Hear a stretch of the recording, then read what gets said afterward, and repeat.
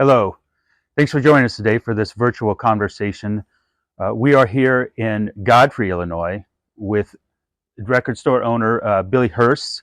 Riverbend Records is the name of his store, and we're going to have a deep conversation with him about his store and about vinyl records in general. Thank you for letting us be here today, Billy. Today's conversation is a part of AARP's mission to empower people to choose how they live as they age. Again, appreciate you having us in your beautiful store. Absolutely. Let's jump right in. I do have Sure. my first question. Just tell us about, I guess, why you love vinyl and what was your journey to opening this store?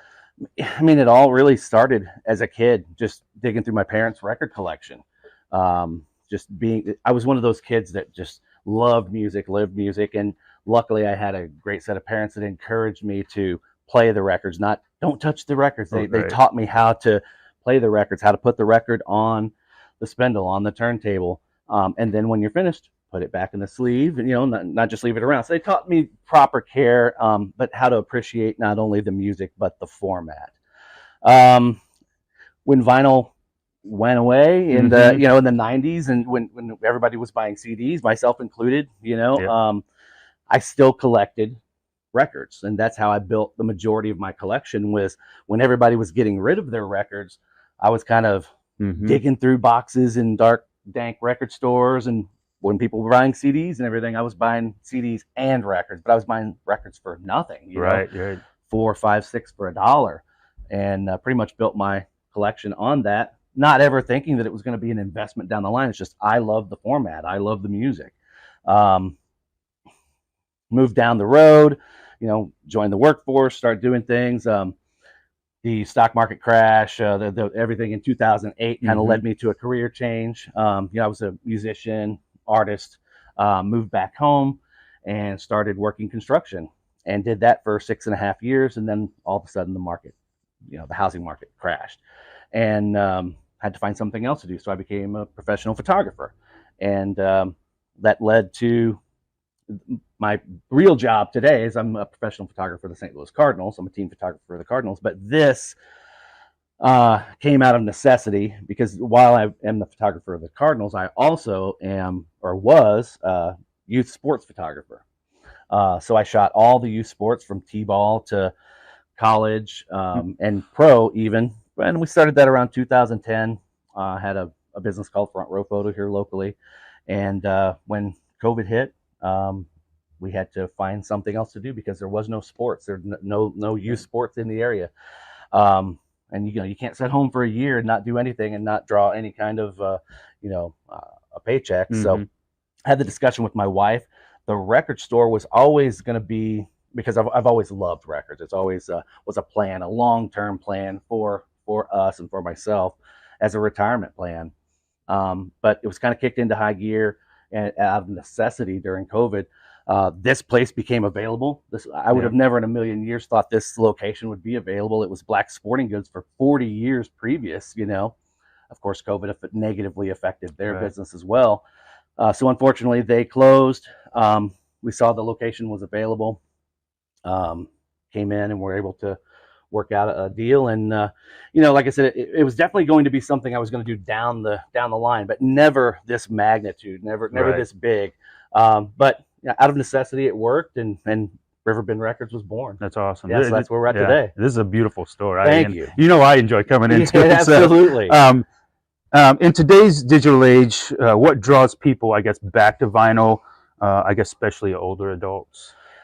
Well, a lot of it is just nostalgia. Right, as with anything, whether it be baseball cards or video games or movies, it's nostalgia.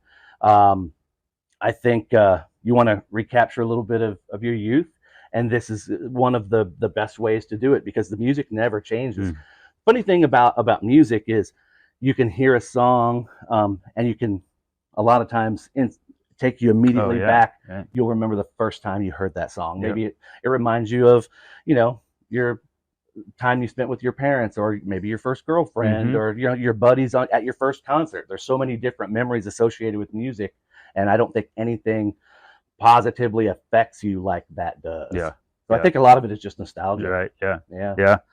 We all go. It's kind of like the smell. You smell something and you remember it. Right. You hear something, you definitely go back. Yeah, totally. So I guess what artists and genres, I can guess maybe for older adults what is popular to them, but are you seeing them going towards what they listened to in high school, or are you seeing them branching out and maybe going into new stuff? I guess it really comes down to what you define as old. I mean, we're probably around the same age. I mean, I'm approaching 50, you know, and I feel old sometimes, but then some days it's like, no, I fight it right up till the end. But no, I mean, guys of our age, I would say the popular acts are easy to choose. Led Zeppelin, Pink Floyd, Kiss, Leonard Skinner, and even on the other side of the coin, Michael Jackson, Prince, Madonna. Those acts that we grew up with, those are very, very popular. And then for the next, the older generation, the generation before us, I would say obviously the Beatles. The Beatles are still huge. Elvis, the Rolling Stones, which they're still making music. Yeah. The Rolling Stones, it's crazy. Yeah. And at the younger generation, I would say I wouldn't say the majority of our business, but a significant majority of our customers are 17 to 35. Really? It's unbelievable to see these kids coming in. Of course, they're just building their collection. Sure. A lot of guys my age or older, we're just supplementing our collection. We're upgrading, we're replacing old copies. These kids are building a collection from scratch. A lot of these kids have never had physical format music. They've grown up with their iPhones or their iPads and haven't really ever held and read liner notes and credits like we did when we were kids. So yeah, they're building music of not only their generation, but I love seeing them come to the counter with Boston and Journey and Elton John and Fleetwood Mac. The kids love Fleetwood Mac. I mean, I can't keep Fleetwood Mac. Yeah. That's really cool because not only, I guess selfishly, this will make sure that, because I love collecting, that this will continue for many, many decades to come. Right. They're definitely going to keep it going for sure. I don't, you'll get people that'll say, "Oh, it's a fad. It's coming and going. It's just what the kids are into now. These kids can't keep focused on anything." And I said the same thing about us. Every generation has its doubters, but no, these kids are. I think we're in good hands. That's awesome. That's exciting to hear. Share a story with us when you saw somebody come in and your record store helped them reconnect with a memory or a person or something like that. Yeah, it honestly, it happens quite a lot. Just last week, there were a couple ladies, I'd say maybe a little older than me, that were just walking around. They had never been in the store before. They weren't necessarily what I would call vinyl buyers, vinyl shoppers. They were just, I haven't been in a record store in 30 years, this is awesome. And so they kind of looked around, they went in, they actually grabbed a couple CDs because we do sell, in addition to vinyl, we sell CDs and cassettes. And so we have a pretty vast selection of CDs in the back room. They were back there, they came back out with a couple CDs, and right at the front, we had just literally put out our Christmas selection of CDs, but then we have some records right up towards the front. And I don't know why, but for some reason it caught the eye of one of these ladies, and she literally grabbed her sister, and she's like, "Oh my gosh, look at what is here!" And it was there were two actually. There was a Bing Crosby Christmas and a Johnny Mathis Christmas that they both, like I said, I don't think they may not even have a record player, but they bought these records because it immediately. I mean, the one lady had tears in her eyes because, and she's like, "I remember Mom cooking all the time." And we had these records going. And it gets you emotional just even talking about it because we've all got those connections and those memories. And that we see it all the time. And that just happened to be the most recent. That's fun. Yeah. I fortunately am in possession of my parents' Christmas albums, and it's a joy. Now my kids are listening to them, so it's awesome. I just always remember from Thanksgiving to New Year's, it's like you knew it was Christmas time because Mom would put the decorations up and the Christmas records would be playing. Absolutely. So I guess we kind of talked about this a little bit. How has vinyl impacted the different generations interacting with each other? It's a good question, and I have to think about that a little bit. I think, like you said, we had just kind of briefly touched on it with the younger generation, probably never experiencing a physical format of music. We are of the age to where, at least I am, of the age to where I kind of experienced every physical format of music, starting with 8 tracks with me. You know, that was really where I fell in love with music, because I had a little robot 8-track player I got when I was probably 4 or 5 years old, and it played these little Marvel comic book trivia tapes. And, you know, you would ask questions, you'd punch the program 1, 2, 3, 4 for the answer. But then I also played my Charlie Daniels and Little Richard tapes, and my dad's Beach Boys tapes and whatever on there. So I grew up with 8 tracks, and then LPs, and then cassettes, and then CDs, and then of course, oh wow, look at, I can get all these songs on my phone. So I've had them all. I've experienced them all, and there's been positives and negatives to every one. But I think the kids, unfortunately, my kids are 25 and 23. Other than maybe me burning them a couple CDs to go to bed to or whatever, they really never experienced. They never went out and bought CDs. Yeah. Everything they've ever had has been on a phone or an iPad or a computer. Yeah. And it's just not the same. I get the convenience of it, but it is just not the same. And so when these kids are seeing it for the first time, when they're able to come in and pick up a record and look, wow, what is this big giant CD? You know, right. And then they get their first record player, or maybe they've got a hand down record player from their mom or dad or aunt or uncle or grandma or grandpa.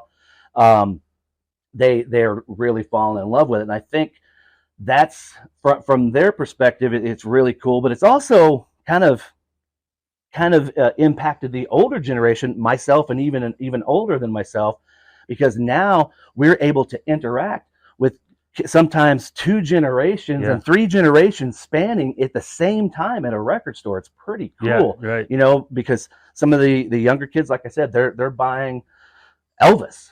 You know, a lot of it has to do with the movies, you know, the Queen movie, the Elvis movie, the Elton John movie. Those were super popular and very impactful. I mean, the power of those movies driving the sales and popularity of these artists is not to be taken lightly. It really does. And then, you know, then the older generation comes in and they're like, you know, who's Greta Van Fleet? You know, and it's like, oh, you like Led Zeppelin? Right. And like, well, of course I like Led Zeppelin, and you should listen to these guys. And like, this is Led Zeppelin 2.0. Yeah, you know? And you never know until. Right. Yeah. Well, and I've always thought, you know, record collecting is an experience, from going in to buy it, to listening to it, to holding it. It's just a big experience. It really is. You don't get that when you press 3 buttons and listen to whatever song you absolutely want to. No, totally. And from an artist's perspective, you're ingesting the music and the album and the art that they created the way they intended you to hear it. Right. They didn't record that or intend it to be heard one single at a time, one song at a time, skip around to track 8 and never hear tracks 1 through 7. Right. You know, a lot of these guys put a lot of thought into how those went together. Now, once streaming became and digital downloads became more important to record labels, because they saw that was the wave of the future at the time, say 20 years ago, albums and the creation of the art became secondary to the creation of the single. You know, unfortunately, NSYNC and Britney Spears and acts like that, nothing against them. They're super popular and they're super relevant, but they were never album artists. They were they were created to sell singles, you know, and that's what they did. Right. I mean, their singles, you just look at the charts, their singles by far outsold any of their albums. Right. Yeah. Yep. This kind of goes into, I guess, what we've been talking about too. This is, I don't know what the hardest part about owning a record store is, but there's a lot of them. Well, I'm sure. How do you make sure that and you have I have thousands of records in here. How do you make sure that appeals to all your store customers? A lot of it's just, you know, having conversations with the customers that come through, whether it be the 17 to 35-year-old or the 70-year-old, you know, that's been collecting records since before I was born. Familiarizing yourself with what they like, you know, what has been popular, what is popular, and what will always be popular is kind of the way I look at it, you know. And you can't understand that unless you really listen and you open yourself up objectively to experience new stuff that might not be your cup of tea. And I'll tell you, with age, I have really kind of lightened my stance on, because I would dig my heels in the ground. As a kid, I was heavy metal and hard rock all the way. I believed I hated country music, and mom Mhm. and dad played it all the time. I didn't want to hear any of that stuff.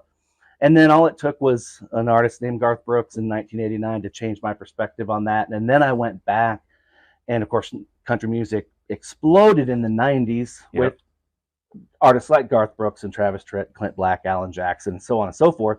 But I went back, not only did I love those guys, but I went back and fell in love with George Strait and Hank Williams Jr. and Merle Haggard and George Jones Right, and Waylon right. Jennings.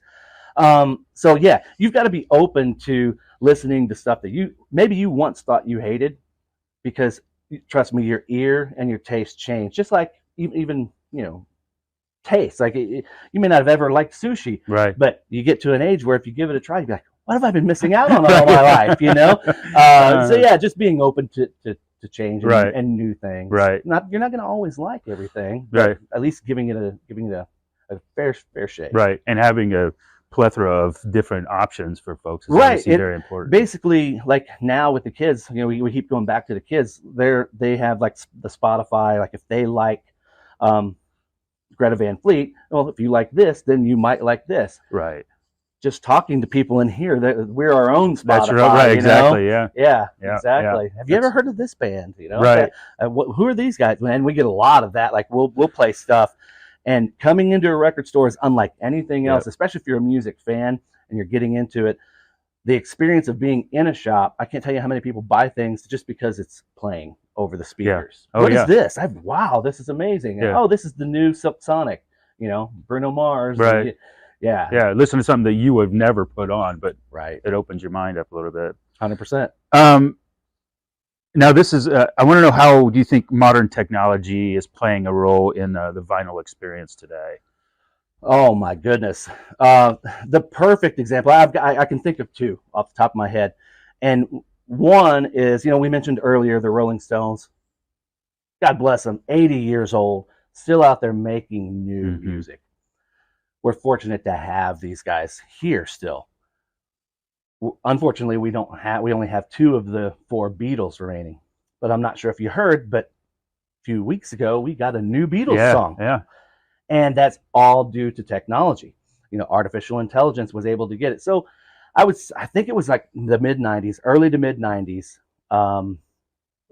Yoko was digging through some tapes, and she found what we understand to be the last song that John ever wrote. Oh, wow. On a cassette tape. And it's basically a very archaic, boombox setting on a piano, and John's playing and singing, and it's all on one cassette tape that's now 30 years old. Mm-hmm. Well, it's been unearthed 30 years ago, but it's probably well over 50 years old at this point.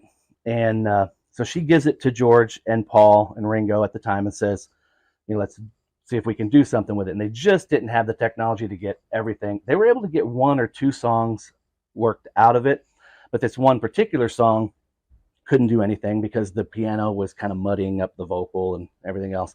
So now with artificial intelligence, the AI technology that Peter Jackson, Lord of the Rings, had actually had a hand in developing, they were able to go in and get, strip and remove and use the AI to actually separate John's vocal and the piano.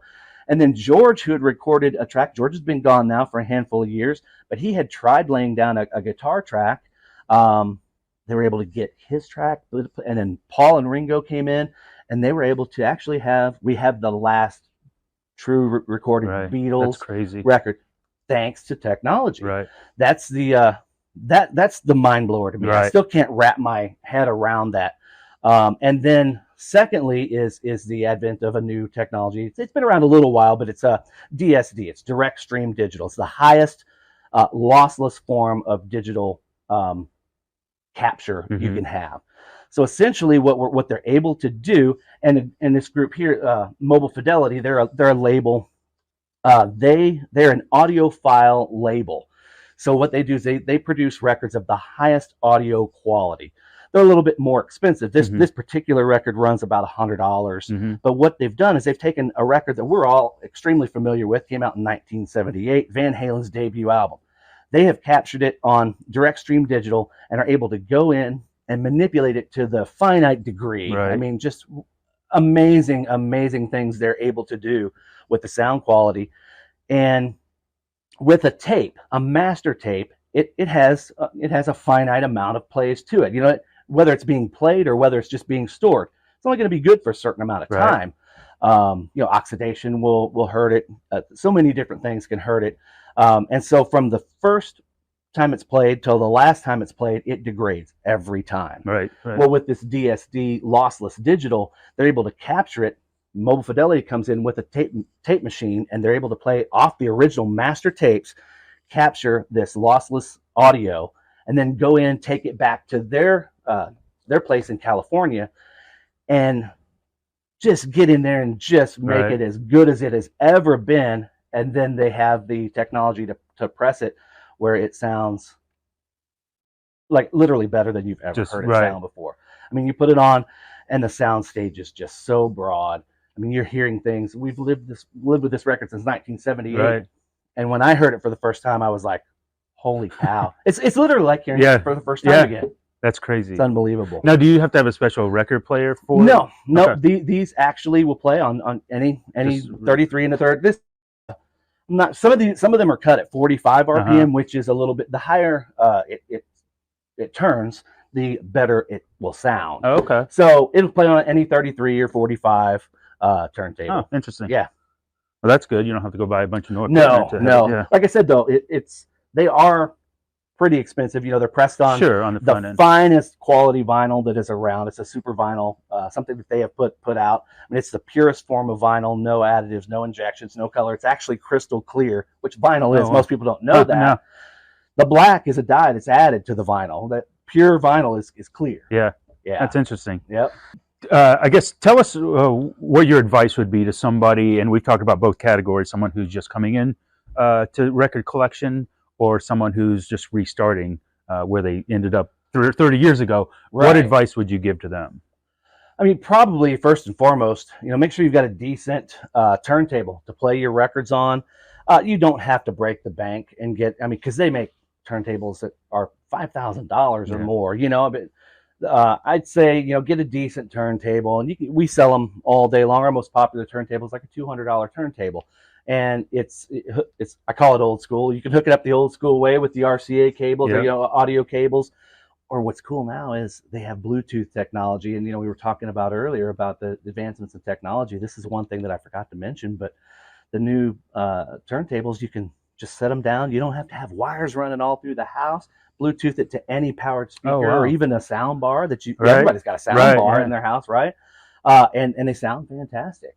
I say get yourself a good turntable because your listening experience is going to be so much better and much more pleasurable and enjoyable than on a $50 suitcase type player. Not that there's anything there's a lot wrong with them, but if you're given to it, maybe it's all you could afford at the time. Right. Eventually, you want to upgrade and get something, a decent turntable. That's going to be first and foremost. And you know, speakers are kind of a secondary thing, but I would say definitely get a decent turntable. And then you know, check your local record stores for pre-owned copies. You know, every day we have people coming in here wanting to get rid of their records. So we've got good, affordable pre-owned copies of probably a lot of the stuff that they would like, because you know, with anything new, it's going to be a little bit more pricey. You know, and it's exactly the same. Yeah. However, if there's certain bands that you're into, whether you're rebuilding a collection, if you're a little bit older, or maybe you're just starting a collection for the younger people, don't be afraid to look at the newer reissues because they're affordable, especially if you say you're into a band like heavy metal, let's say Metallica, Iron Maiden. Those originals of those things are quite pricey because there's certain genres, metal, punk, and jazz especially, that people just don't get rid of those records. They keep them. They buy them and they stay with them until they're gone. So finding originals of any of those three genres that can become quite pricey. So yeah, don't be afraid to look into the brand new pressings. They're affordable, they're available, and they sound good. You know, especially if you're a jazz fan. The original records they were kind of pressed a little archaically. They were inserted in these cardboard sleeves with no inner sleeves. So even a brand new one that you would get could be scuffed up, or they weren't pressed on the highest of quality vinyl. And they're going to be expensive. You find a really nice old jazz piece, they are very expensive. So they can be. Some of them can be. You know, you get into your John Coltrane and your Miles Davis, Grant Green, things like that. They'll cost you a pretty penny. But there are a handful of great labels out there right now that are making records. There's no better time than to be a jazz fan, especially if you're of our age. A lot of people are just kind of dipping their toes into jazz. Because it's accessible to them now. And like I said, there's a lot of labels out there that are making great jazz titles, some of the top jazz titles that have ever been recorded, and you can get them for $30, a brand new great sounding copy. You couldn't even look at one for $30, let alone, you just can't find them. They're just not out there. So that's interesting. You said what you said. So they've made records in the past and didn't have a sleeve. They just threw them. I didn't know. I get those, and I'm like, well, maybe the sleeve's gone or something.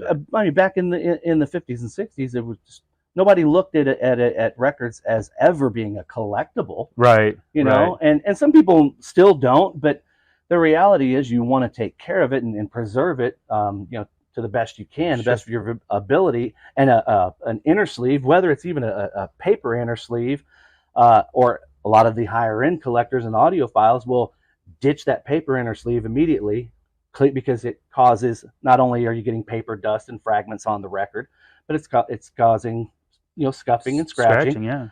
But worse yet, even static. Static will be one of your worst enemies when you're listening to records. It causes it's the invisible pop and click. Right. Yeah, I mean, obviously you see scratches and dust and things on a record. You understand why it's poppy and clicking. But the static is invisible, and it causes much more pop and click than you'll ever know. So you get it cleaned, and then you put it in an anti-static inner sleeve, or rice paper lined inner sleeve, and that'll only not protect your record from static, but from scratches and paper dust. Right. Interesting. Yeah. Huh. I never knew that. Oh, there's so many levels of that's this, crazy. Yeah. Give us your advice. So let's say, and many people are watching this, will have had a loved one who passed away, or maybe their family's downsizing or something, so they're now in the possession of a new collection of records. What's your advice for them? Well, first and foremost, hopefully they were close enough with the person that has just passed that maybe they know a little bit something about them. Maybe they spent some time with them and their record collection. So it means more than just things that have been, oh, great, now I'm left with all this stuff. And unfortunately, we see that a lot. But I would like to hope that those records mean something to them, and they've already gone through them and maybe kept a couple that were sentimental for whatever reason. They've kept that. And then, because you can learn a lot about a person, not only through just talking to them, but really digging into their record collection. That can be a big impact and a big influence on a young person, that maybe just lost somebody. You can really feel like you're going to connect with them. But I think more to answer your question, if a lot of people feel like they've been burdened with a lot of stuff. I lost my mom years ago, and while it never felt like a burden, it's unbelievable how much a person can accumulate over a lifetime. Yeah, absolutely. And you end up getting rid of this, getting rid of that, whether you're reaching out to family members to see, hey, does anybody like this? Because, and I would suggest, doing that if you've got records. Obviously, I'm a businessman, of course, I would love to see them come through the door, and I would love to buy them all. Unfortunately, I can't, because some of the things I just can't use. And in reality, I would love to see them in the hands of somebody that would appreciate them, and maybe they've got a connection with them. So reach out to other existing family members. Maybe they had that connection that you don't know about with your mom or your dad or whoever has just passed. They may have spent a lot of time sitting in the garage drinking some some beverages and listening to these records back in the day. And they're like, man, I'd love to have one or two of these records. So we get that a lot. Even when people do come in with collections, they're like, because my first question is, has somebody already cherry picked all the good stuff out of here? Right. Like, well, no, Cousin Joe came over and grabbed a couple that were he liked. Mm-hmm. But then once you're past that and you're ready to, you don't want them, you don't have any need, your kids don't have any need, then you just really want to rid yourself of these. Then I would say a place like us would be the first place I would stop, because we will go through and evaluate what you have. Honestly, give you an honest breakdown and evaluation, because like I said, not everything is a sellable item. And old doesn't always mean valuable. Right. That's the one thing that a lot of people tend to misconstrue, is that, oh man, these records are extremely old. Right. Well, unfortunately, a lot of the extremely old ones, from especially the 40s, 50s, and early 60s, everybody had the same thing because it was their entertainment. We see it a lot. We're just now getting into the era of the people that are passing now, which would be either they're not necessarily, you don't have to pass, maybe they're just downsizing. They're tired of hauling these records. The people that are passing now, which would be either they're not necessarily, you don't have to pass, maybe they're just downsizing. They're tired of hauling these records around for 30, 40, 50 years. Maybe they're moving into an assisted living facility, or on the unfortunate situation of somebody passing. I mean, it is life. It happens. That's where we'll end up seeing a lot of these things roll through. And like I said, we're just seeing we'll end up seeing a lot of these things roll through. And like I said, we're just seeing the first wave of people in their 70s now, even 80s, that had things that a lot of people are now finding a little bit more desirable. It's not all the 60s soundtracks, South Pacific and Dr. Zhivago. And Dr. I don't know how many Dr. Zhivago Zhivagos I've seen. And then the Ray Conniff and Andy Williams and Al Hurt. Yeah. Well, good music. It's but good music, nothing against it, but a lot of that Dixieland swing, big band era, my goodness, we've just been in today. I've got a back room full of it. I bet. But we're just now starting to see that first wave of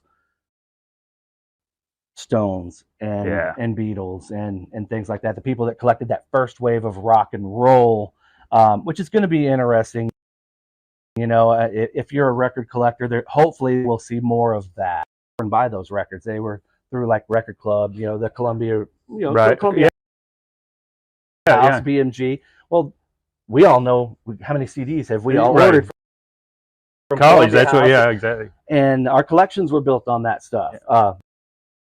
But Grandma was still sitting at home, believe it or not, ordering her records through Columbia House while we were ordering CDs. Yeah, I never even thought about Absolutely. that. That's crazy. All right, I'm going to do the last question here and wrap up today. This has been fantastic. I've enjoyed this thoroughly. Give us a cool story of when you've had a record in here. It doesn't have to be the most expensive record in the world. They just created buzz for whatever reason. So it's crazy. We've been here a little over 3 years, not quite 3.5 years here. And I guess during our grand opening, somebody saw, whether it was through our advertising or on Facebook or whatever, saw that they were local here. They lived up in Elsa, and they saw that we were opening, and they reached out to their aunt in Florida. And she said, Aunt so-and-so, I won't throw her name out there, but she's like, hey, I think I found a place for Uncle so-and-so's record collection. She had been trying to sell this record collection. He had passed 9 years previous, so it'd been 12 years now. And it took her some time to get to the point and it takes a lot of people time, can't just always go right in and get it out, It takes time to process it. And this was a massive collection. Over 25,000 pieces. Whoa. Yes.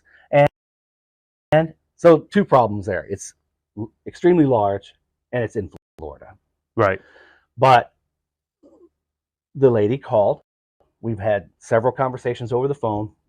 She had an actual list. This guy was meticulous about, he had an index card system, a file system of every record in his collection. Wow. So she sent me some videos and he knew he was passing. So he sat down with her and told her, this is what I've built and what I had acquired over 30 plus years of collecting.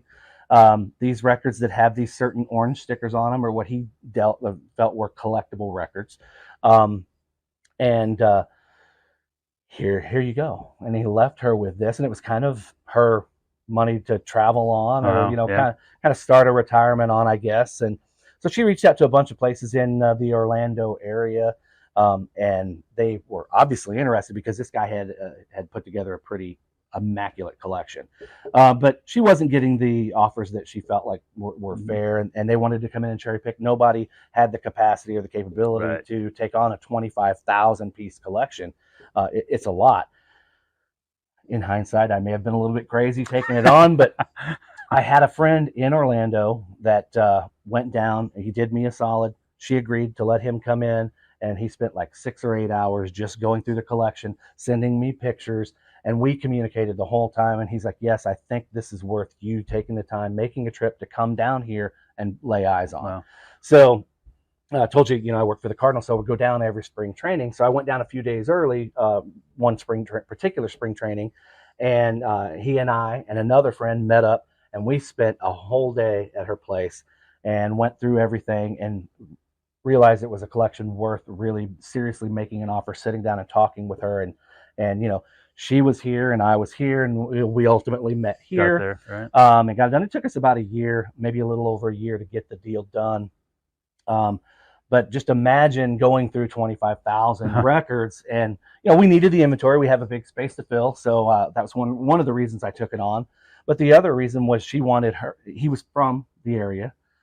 She wanted his records to come back home, so to speak. Right. And so she felt happy about it. I felt happy about it. We packed everything up, and what we did when we went through, because obviously he had what he felt as a desirable collectible record. Everybody years thinks ago, theirs is really good, right? Well, the hobby has changed in 30 years. 30 years ago, there were several Frank Sinatra records and Buddy Holly records and Richie Valens records that were, and Julie London and on and on and on, that were collectible and still are to a degree, but not near what they were. But then on the other hand, there were records that were nothing 30 years ago that he just had in boxes that are now pretty highly sought after. So we had to get in there and lay hands on it in a quick fashion. We didn't want to spend 3 days here. In one day, we not only packed everything up, but we were sorting everything. This is the A boxes. These are the better things. These are B boxes and C boxes. Loaded them on a U-Haul, brought them back. Oh, wow. So we obviously couldn't go over everything with a fine-tooth comb. But the long way around to answer your question, we found a record. It was a David Bowie record, Hunky Dory, an original from like 71, which in and of itself is pretty dang cool. Sure. It was a really nice first pressing, and we're going through cleaning everything, pricing everything, and I look on the back, and I'm kind of just investigating. I'm like, this is signed. Oh, wow. This is signed. And, David had just passed a couple years prior, and I'm like, you have to be kidding me. And so I looked up what signatures, looked like. And so we matched the signature. I had a couple other people come over and like, that is actually signed. Wow. And it was dated. David Bowie signed it in 74.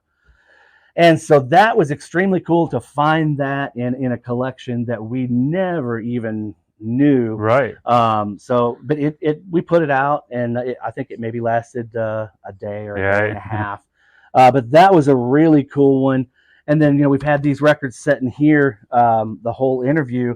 And this is another one that was in that collection. This is the very first Bob Dylan record. Not only, what makes it extremely special is not only is it the very first Bob Dylan record, it's the very first promotional copy that they sent out to radio stations and DJs.